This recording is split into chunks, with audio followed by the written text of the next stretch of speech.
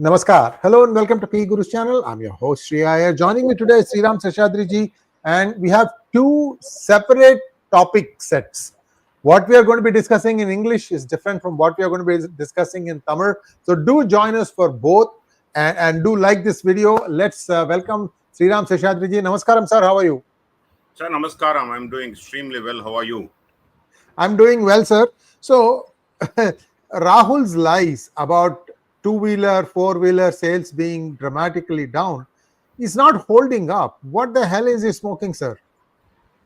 Sir, I think Rahul or rather Congress's problem is they are going to have a fourth post 2024 election. They are going to have a fourth consecutive miserable failure. Anyway, we are going to cover that Bihar after this topic.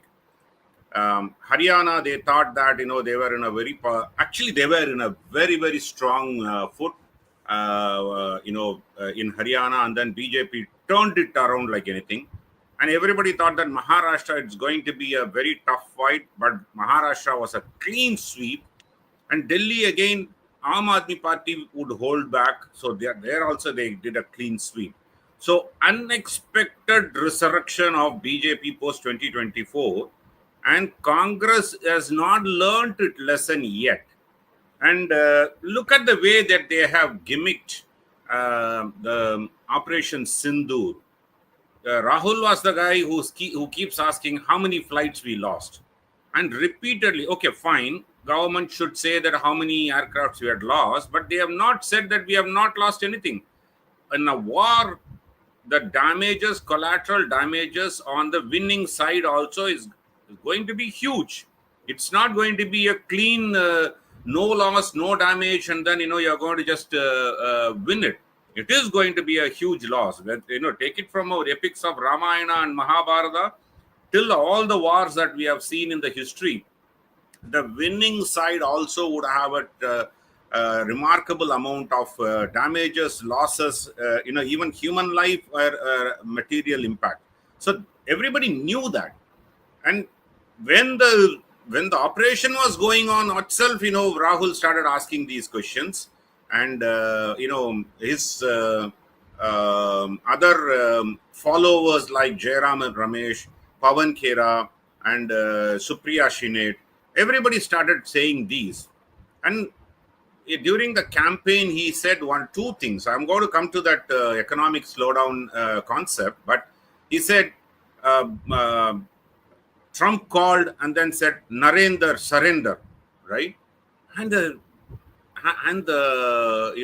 sadistic smile that he had in his skirmish smile that he had in his face shows that, he was so disappointed, while his own party veterans like Shashi Tharoor, Salman Khurshid, and Manish Tiwari were traveling all over the world as an emissary of the country. And when Shashi Tharoor was asked, your leader said, Narendra, surrender. And he just laughed it off. I think Rahul needs to learn from his diplomacy and politics from people. Otherwise, he is going to be a permanent failure. He is already a permanent failure. And last but not the least, he just came back and then said, economic downturn. He said about... two-wheeler sales had gone down by about 17%, and I'll even read it out if you give me. I even tweeted about it. I even tweeted about it, right? He said Rahul said that two-wheeler sales gone down by 17%, four-wheeler cars by 8.6%, and mobile phones by 7% respectively. In reality, Sri Ayerji, I went and verified. Okay, maybe Rahul had some information that people don't have it. But in reality, two-wheeler sales have gone up in the last year by 10.4%. So his claim of 17% down, and then I'm saying that reality is 10.4%. He has about 27% difference somewhere. And likewise, car sales have gone up by 2.5%. and mobile phones have gone up by 4%. Where is he getting these details from? And he's thinking that he can do away with all these in a social media era, in a where people public take on. Forget about the government giving a response to that, the ruling party giving a response to that. A common, normal, ordinary citizens like me, when we watch it and then say that, okay, this guy is lying, and then naturally we need to talk about it. And a bunch of liars, especially, I think Rahul needs to relook at his coterie. And by about 2026-27, after the Bihar election debacle, I'm sure that Rahul will have to look at his own advisors. I think Jairam Ramesh, once revered as an intellectual, and because of his close association with Rahul Gandhi, he has become another Rahul Gandhi. I still respect his intellect. And of course, Pawan Kera, I don't want to talk about. Supriya Srinath, I don't want to talk about. They just peddle the lies that Rahul says. And who is giving him all these information? He is becoming a laughing stock amongst the public. And when he goes and talks about Narendra Sarandar, and he thinks that that's a joke. He thinks that that's a comedy that he has cracked, and then expects everybody to laugh at it. In reality, people are staring at him. In reality, people are literally staring at him and then saying that, who the hell are you? Look at Assam. Assam, once under senior Gogoi, it was a forte of Congress. And today, Hemanta Biswa Sharma has turned it around significantly. And when the junior Gogoi goes to attend a public rally, not even Gaurav Gogoi, not even 100 people are there, in the rally, in the meeting. And that is where Congress has decimated to. The reason why I'm talking about Congress is now becoming irrelevant in this country. And when BJP said that Congress Mukt Bharat, I think they trusted Rahul Gandhi more than anybody else. That Rahul Gandhi will work towards a Congress Mukt Bharat, and Rahul Gandhi is working towards that very, very categorically. And that is where I want to leave our audience to look at. When Congress says something, P Guru's viewers, please look at the reality. And today, information is available in abundance to ARG.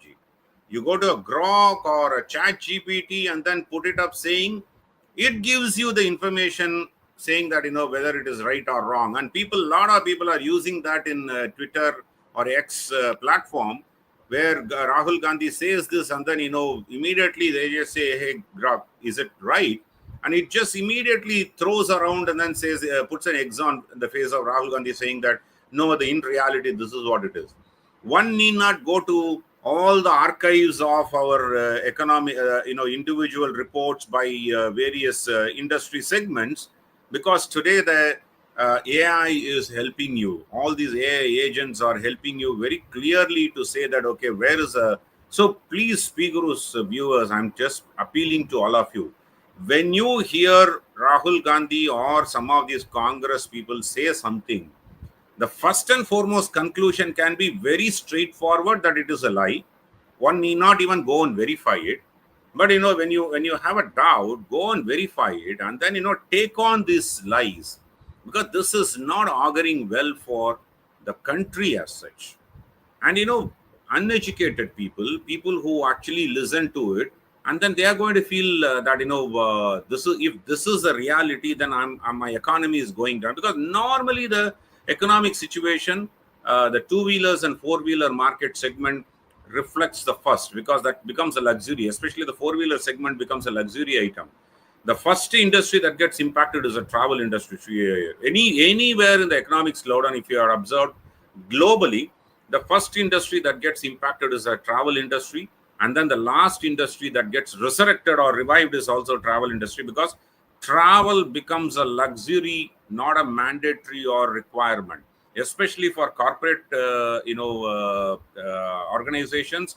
Travel is a first place where they cut their, cost. They try to save the cost, because, in many things could be done either clubbed together for multiple meetings together, clubbed together and then happen. And nowadays in the social media, and then in a collaborative world, you have several collaborative tools where one can do business without traveling and meeting face to face. But travel is the first industry get impacted. Leisure travel is reduced. People stop going to exotic places. And the second industry that gets impacted is the automobile industry. The second industry, because once again, automobile becomes a luxury item. It is no longer a mandatory required item. So when someone says that, your slowdown is happening, your negative growth in the two-wheeler, four-wheeler segment, that means recession has set in. And that is why that panic I don't want our people to have. That is why I want to take this opportunity to tell them we are not in that situation. Of course, there is a reduction in especially four-wheeler segment. Instead of growing at a 4.5%, it is a 2.53% growth, just a 1% reduction. But that doesn't mean that there is a negative growth on that. We are not in that situation, and I want to just our viewers to know the reality and how Congress poses all these lies. I'll pause here, Sri Ayerji. Thank you so much, sir. I think you've made a very revelationary analysis of this. You have gone through the all details, and thank you so much. Nobody seems to be challenging these numbers. I mean, they need to ask him, where did you get the information? What statistics department? Yes. Where do you have it? Because especially when they have a contrarian information, BJP should have gone to town. As always, BJP's communication is a little slow to react. That's just like one of the systemic problems. What can we say? Probably BJP social media is commoners like you, me, everybody else. BJP social media doesn't exist. One thing that I do object to is being called right wing, sir. I'm not right wing, sir. I'm non-left wing. It's a big difference. Absolutely. The difference is that when there is non-left, I could also be center, sir. I don't have to be right. I should be center. And you should be center. It should not be one way or the other. That is really the reason. So, in fact, if you observed me in Tamil media channels, when people say that Valadusari, which is right wing, I object to it. I don't put myself as a right wing analyst or something, because economic right wing is different from political right wing. Political right wing is still a communist, in my opinion.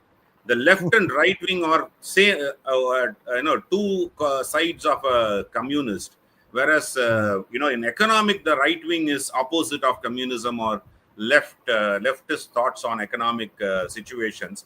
And once again, some of us tend to be a right wing in economic scenarios, because you want corporates and you want certain not that everything is for everyone, sort of a merit-based system, supporter of merit-based. But many places in political situation, we are centrist. I wouldn't say that, we are, most of us are extreme right, according to the definitions people use misnormally. I think, nationalist, definitely one can say that nationalist in the political scenario. Thank you so much, sir. And now let's take a look at the upcoming elections in Bihar. It's not just Bihar, isn't it? It's also Assam. Yeah, Bihar and Assam. Bihar and Assam. And I wouldn't be surprised if Tamil Nadu joins. Yes. I will add to that also, because Tamil Nadu joins. If Sase is ready, then DMK is ready. Absolutely right. So I'll talk about that also as part of this. See, Bihar, a caste dominant state. I want people to understand that UP, Bihar are the two states which is extremely caste dominant. Not that other states are not, but there the caste dominance comes from the upper caste calling the shots, and then the OBCs and everybody falling in place. And the caste dominance. You see, you take a Tamil Nadu as an example. Wherever there is a majority of a caste in a locality, say for example in southern districts, Nadars will be candidates would be contesting, because that's a Nadar dominated constituency. A Tevar will be contesting in a Tevar dominant constituency from all the parties. But whereas in Bihar, Uttar Pradesh, in spite of the caste dominance of Yadavs and, on the OBC side, on the other Dalit side, the Jatavs, and Brahmins are very dominant, and they call the shots. In a Sarpanch, if if he happens to be a Yadav, and then he calls and then say, everybody vote for this candidate, and it better happens. Okay, I'm using the word better happens because otherwise repercussions are used to be very, very harsh, severe, right? So that sort of a state in 2024, when Rahul Gandhi picked up caste census, which happened to be a very, very sentimental, very, very sticky issue, and he picked it up, and in spite of that picking up the caste issue, UP succumbed to that narrative, but Bihar did not.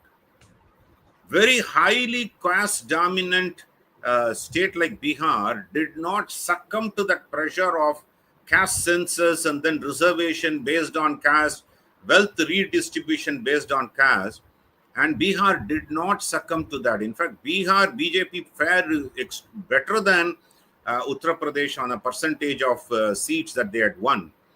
And in a 240 seat assembly in Bihar, this time what BJP did is they put a deadline for the caste census. Oh, we are going to do the census, caste census along with the census. And of course, it's going to happen in 2027, not in 2026. After the election, it is going to happen. We are going to do the caste census too. So he put the lid on that particular thing that, Rahul Gandhi otherwise would have gone, into, the campaign using that, and then, trying to use that for the electoral benefits. Trust me, viewers, in my 35 years of at least looking at the politics, except one occasion, same issue has never ever become an election issue. Even though the issue could be prevalent, except one occasion where it was a Sri Lankan Tamil issue in Tamil Nadu. It has helped in couple of elections, consecutive elections, but after that it lost its sheen. Likewise, anywhere in the world, I'm talking about, one election issue cannot be used repetitively in the subsequent election because people do not buy that narrative. Because when Rahul Gandhi used caste census as a narrative, you cannot use it again. Even if the ruling government doesn't want to go for the caste census, he cannot use it again, because normally the emotion dies down with one election. So, but still, BJP is very cautious. They announced that we will do a caste census based on, and for everybody. They didn't say that, Rahul Gandhi was selective to use the caste census only for Hindus, because Congress and most of the other opposition like a TMC, Trinamool Congress, and DMK and everybody, divide the Hindus by caste, unite the minorities by religion. I think that was their motto always, and Rahul Gandhi also was using the same thing. Coming back to that, Chirag Paswan, in the 2020 election timeframes, the previous election, Chirag Paswan contested as an independent or not part of the NDA, and today Chirag Paswan is with NDA, and he knows his heights. He is not going to demand, give me 100 seats. He is very, very clear that he would want to have a significant presence in the assembly. And this time, Chirag Paswan himself is contesting, even though he is an MP, he is part of the government, he is contesting, going to show that his interests are in Bihar, which means his community, the Dalit community, are going to be standing with, of course, Manji is here, and then Paswan is here. So it is a well-balanced, electoral alliance. The upper caste and then the OBCs and the Dalits all put together are coming together. Of course, minorities are going to be with the RJD, and maybe OIC will help split the votes. And even if it doesn't, minorities are going to be with RJD. Once again, Congress is going to be either not considered as a serious partner or a very, very, very junior partner by RJD. And wherever Congress contests, I think they are going to lose it. I think that is where the very clear indication that comes from. And within Lalu's family, there is a huge confusion, huge family issue that is brewing up between his son, and that is also is not auguring well for RJD. So, in effect, a fourth consecutive state election post 2024, BJP seems to be at this point in time about a 4 to 5% vote share advantage. But it is, I'm not going to call it out as a sweep, not going to call it out as an easy victory. There are pockets where they have to work very, very diligently, like a Purvanchal area and all these bordering to that. They need to work very, very, carefully, so that they are able to take seats from RJD.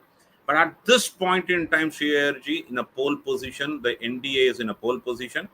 Of course, Nitish Kumar health or some of his behavioral aspects in the public are little concerning. Maybe that is why Chirag Paswan is showing up too much on the stage. Maybe when, in case of Nitish Kumar, becomes incapable. I'm talking about health-wise, wants to step down, and then BJP would be forming the government under their leadership. Then Chirag Paswan would want to be part of the deputy CM or something like that. I'm just making a guess. At this point in time, they are going to go ahead as a Nitish Kumar as the CM candidate, and then BJP, even though is a dominant partner, majority partner in the NDA in Bihar, they will actually do a step back and then allow Janata Dal United to be the front runner, and then Nitish Kumar to be the chief ministerial candidate, because Nitish Kumar has that charisma at this point in time. We cannot rule it out. So with this, I'm not going to go region by region and then seat by seat, district by district. Maybe we can do that dissection in a very detailed manner, maybe about 2 to 3 weeks down the line or 4 weeks down the line, when things shape up a lot. But at this point in time, Bihar advantage NDA, 4 to 5% advantage NDA at this point in time overall. And thanks to Rahul Gandhi, that 4 to 5% may shift towards 6-7%. The Agniveer scheme, which Bihar was the first state to protest, Shriyarji, has got a much of appreciation today. Agniveer scheme, because people who started there and then are seeing their kids or the brothers or the friends doing well, and then Agniveer scheme, which was propagated as Agnipath Agniveer scheme, propagated as failure scheme or detrimental, even by several defense forces, ex-military forces, is becoming more and more attractive scheme for people in Bihar, Haryana, and Uttar Pradesh areas, because these are the youth who go to the army pretty much voluntarily, and not as a compulsion or not as a job opportunity. They go because of their traditional connections with the defense forces. So the Agnipath scheme, which otherwise everybody criticized, even in 2024 election, people criticized that as a failure, is becoming another scheme that is turning around some of the areas where BJP and the NDA may be winning elections in some of those areas. So overall put together, I think Bihar pole position. Assam, I talked about it, Gaurav Gogoi not even getting any traction. Imagine the way Hemanta Biswa Sharma turned it around. When he joined about 3 elections, about 10-12 years back from Congress, he aspired to become the CM, but BJP actually gave him a task: unite Northeast under BJP, bring it under BJP's fold, you will be given an opportunity, and he was given an opportunity. That is where, and his policies, actually, especially taking on illegal immigrants, taking on illegal Rohingyas and Bangladeshis, and taking a very bold step. And of course, the double-edged double engine Sarkar, both in center and state put together. Assam, I people, anybody, any pollster would call it as a given for Assam to be re-elected, Hemanta Biswa Sharma to be re-elected in that area. So, if you look at it, Assam is a clean victory for BJP at this point in time.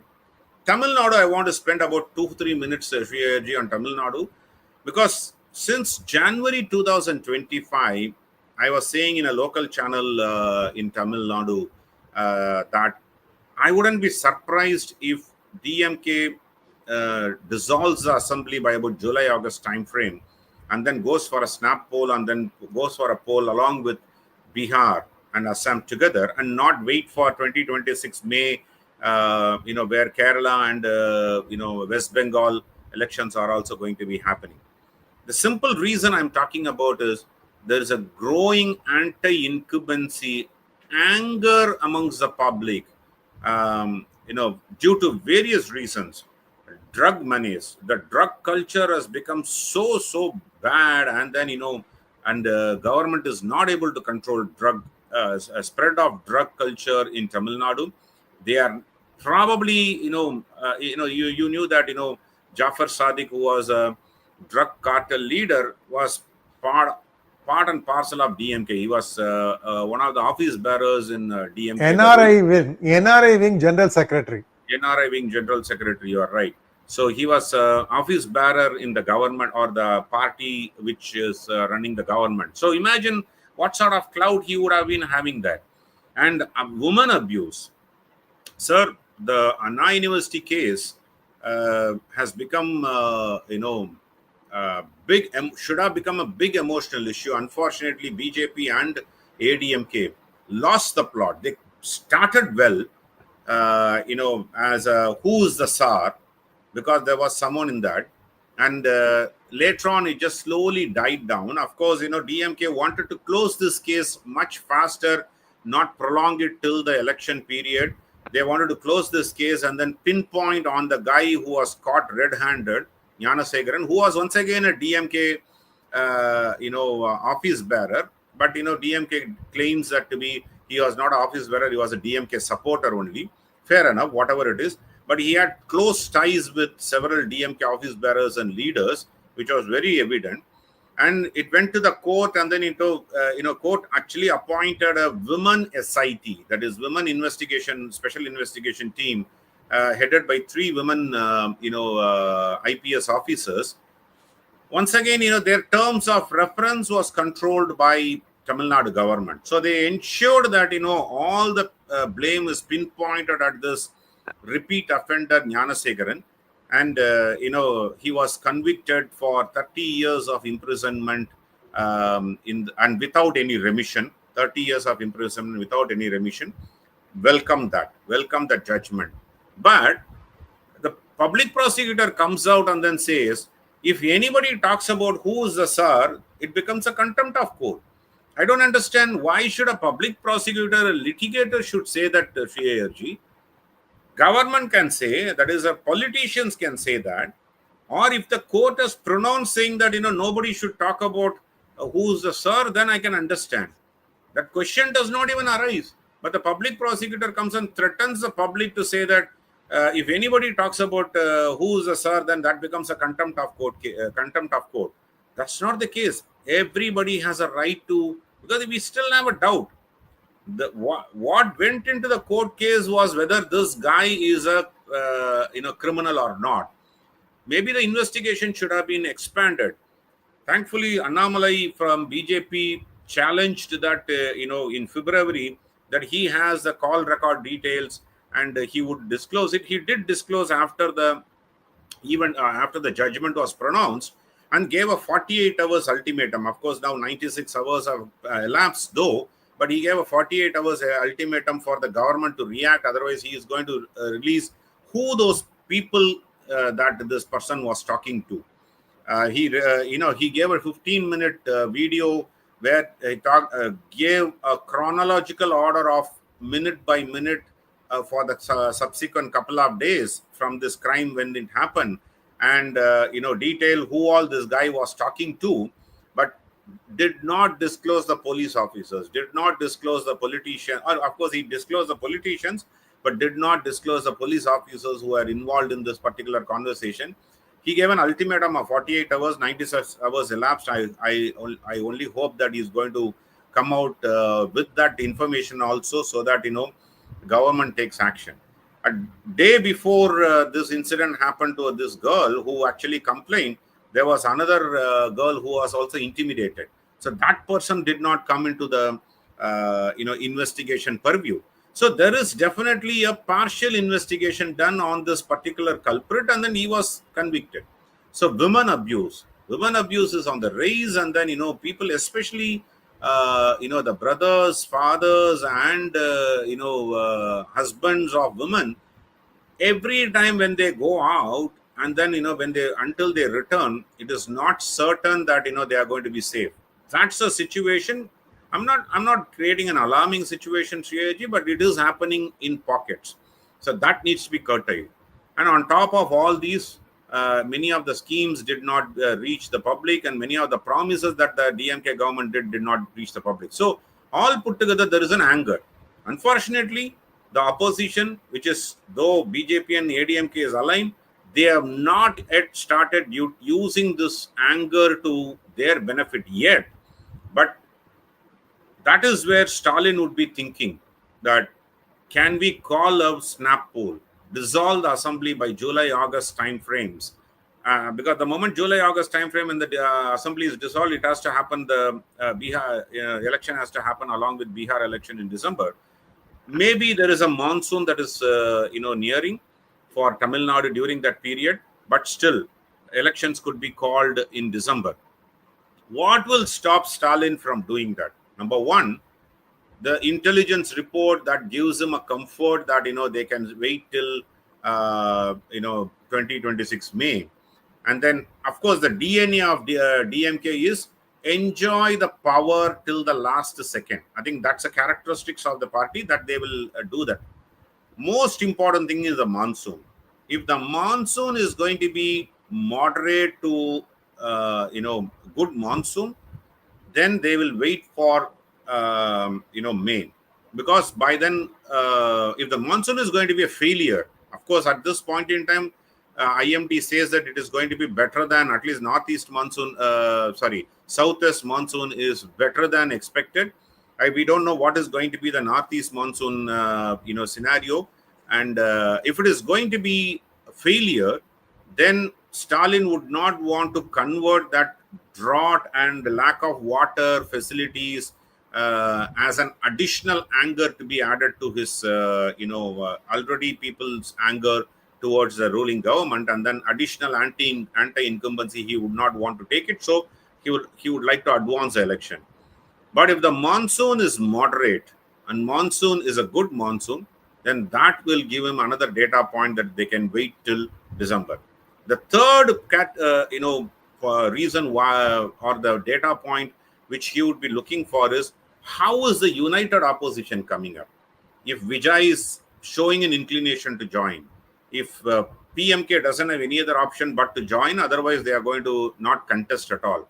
If there is a united opposition brewing up, and internally a Congress, VCK and all are demanding more seats, otherwise they are willing to go to Vijay's team, or some sort of rebel amongst the allies, then he would call the election faster than not wait until May, because he wouldn't want that opposition to build, or the opposition unity to build up and pose a challenge. All these put together, sir, I still hope there is a 50 to 60% chance that Tamil Nadu will go for election by December. I'll pause here, and then maybe we can take questions if there are any.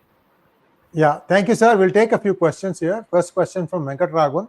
Has someone fed Rahul the Chinese sales data, two-wheeler, four-wheeler?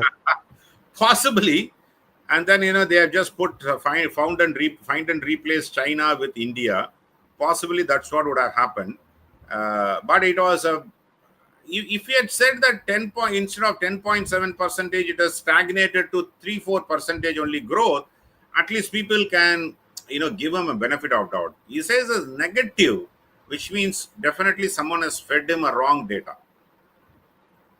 Next question from SK Digital. Bihar people are mostly nationalists, no? Agree that there is corruption, casteism, etc., but it is everywhere. No, I wanted to say SK Digital that Bihar is a caste dominant state, Bihar and Uttar Pradesh, because it's not the casteism, it is the upper caste or the whichever is a dominant caste in a particular area call the shot on behalf of everybody else there. So I think that's where the dominance comes. That's why I said it's a caste dominant state, not talking about casteism as such. Casteism exists everywhere. Caste dominance forces people to adapt to a dominant caste decisions or dominant caste opinion. And that is where the caste census would have given a lot of upper hand to some of these dominant castes already who are a dominant caste in the area. The caste census would have given the data point that, okay, look, I'm the dominant in this particular area. I think that was a connotation, not to say rule out corruption or casteism. Casteism exists everywhere. Thank you, sir. Last question. Kamala Swami wants to know, Sriji, China has tightened the supply of magnets. This will curb our EV production. What is India's plan? So I think India's the curtail of magnet supply of magnet is not going to impact in a big way. I think we are more dependent on the lithium. I think that is where entire world is dependent upon China, because China controls that market. And of course, Balochistan has a large reserve which is unexplored. India has found the large reserve of lithium in Kashmir region, which is still not yet in a production state. It is still unearthed.